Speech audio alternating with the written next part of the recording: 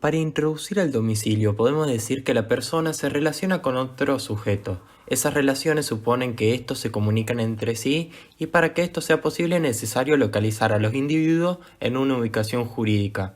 Por eso, el derecho se ocupa del domicilio de las personas, el cual es muy importante para las relaciones jurídicas. Sin embargo, hoy en día, muchas de estas se realizan mediante domicilios virtuales o sitios en la red.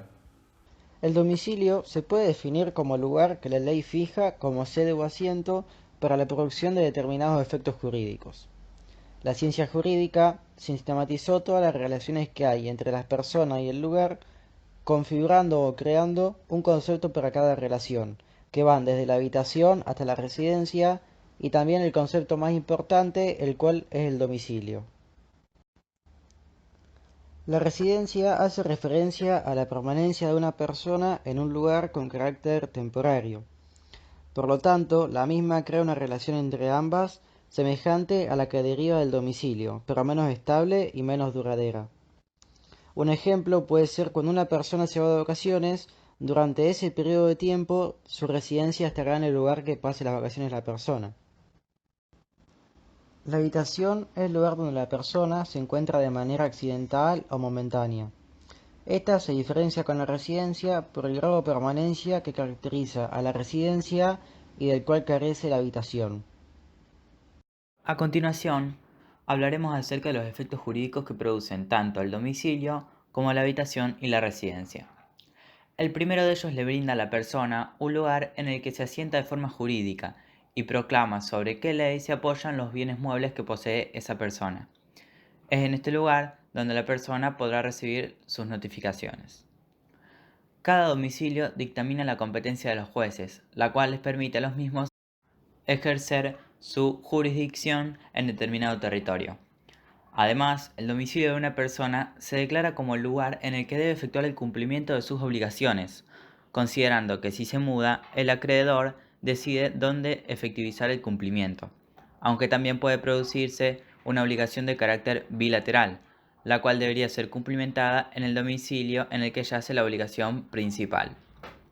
La residencia actúa como domicilio legal para la persona que se asiente en ella de forma momentánea, y en el caso de que la persona se asiente en una habitación, el lugar en el que se debe efectuar la obligación será definido por un juez.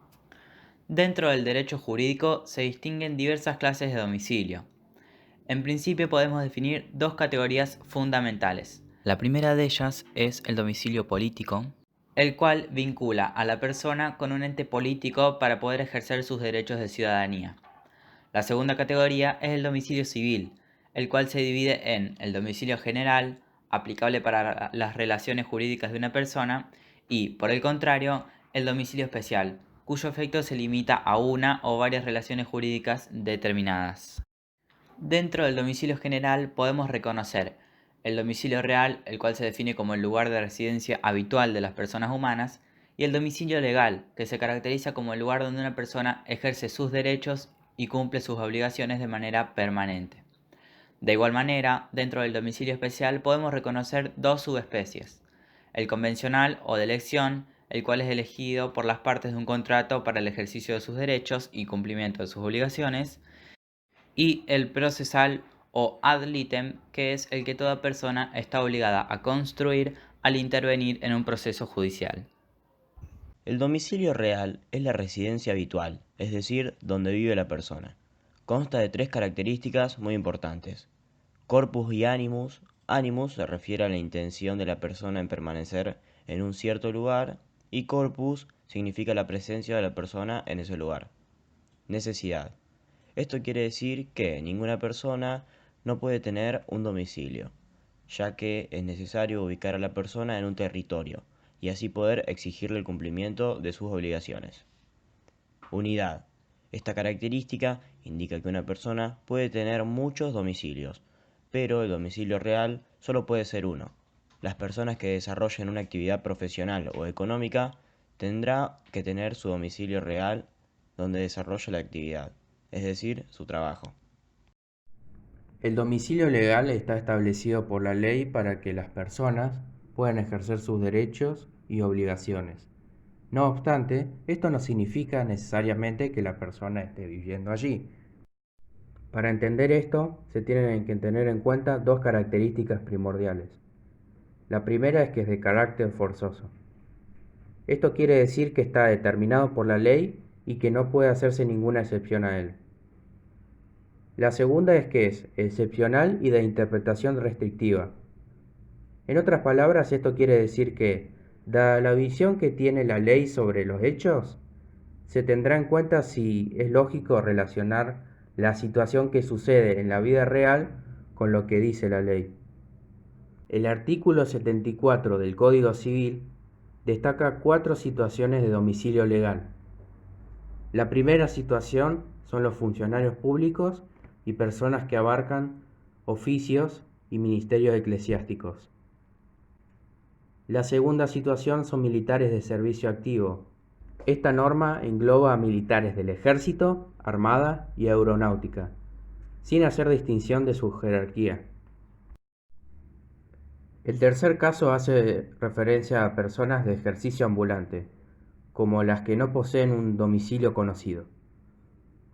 Esta disposición tiene como finalidad ubicar a las personas que, de otra forma, no podrían ser localizadas. Son personas que carecen de un asentamiento fijo. El cuarto caso son las personas menores o incapaces, que tienen el domicilio de sus representantes. En el caso de los menores de edad, presentan un domicilio legal en el domicilio de sus padres o de su tutor. En el caso de las personas que presentan alguna incapacidad que les impide ejercer por sí mismos sus derechos, se le otorga el domicilio a su curador, es decir, a la persona que la esté cuidando. Haciendo referencia al domicilio especial, podemos decir que es aquel que produce sus efectos limitados a una o varias relaciones jurídicas determinadas. El domicilio especial se presenta bajo dos formas: el domicilio convencional, el cual está constituido por las partes de un contrato, las cuales pueden elegir un domicilio para el ejercicio de sus derechos y obligaciones.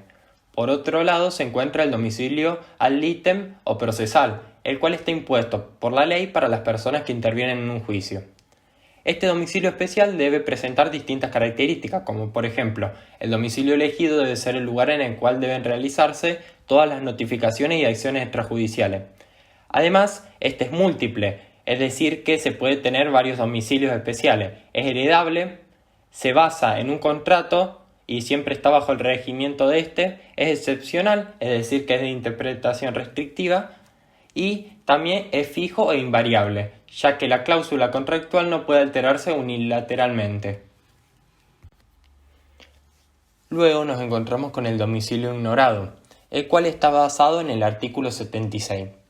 Este establece que la persona cuyo domicilio no es conocido lo tiene en el lugar que se encuentra y si este último se desconoce, se toma el último domicilio conocido. Este domicilio es interpretado como una ampliación del tercer supuesto del domicilio legal, el cual es asignado por la ley.